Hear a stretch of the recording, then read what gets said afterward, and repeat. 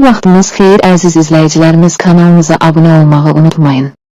Öncədən kanalımıza abunə olduğunuz üçün sizə təşəkkür edirik.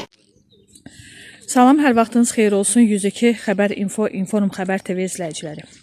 Bugün Ucar rayonunun ən böyük kəndlərindən biri olan Qazqumlaq kəndindəyik və şəhidlərin xatirə lövhəsi olan bir ərazidəyik. İlk baxışdan nəzərimizi burada olan baxımsızlıq cəlb etdi və həqiqətən də çox ürək ağrıdıcı bir mənzərədir. Vətən uğrunda canlarını fəda etmiş oğulların xatirə lövhəsi və Azərbaycanın atributlarından biri olan gerbimiz olan bir lövhənin ətrafındakı bu çirkab, bu natəmizlik ürəyimizi ağrıtdı.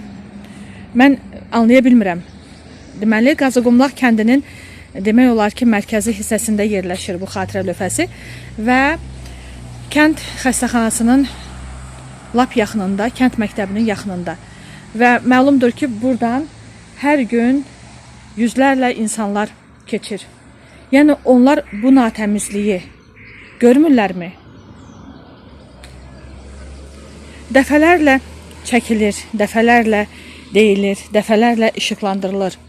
Görəsən, bəzi məmurların gözləri körmü, qulaqları karmıdır və yaxud artıq hansı bir vasitəyə əl atılsın ki, müqəddəs şəhid ruhlarına hörmətsizlik son bulsun.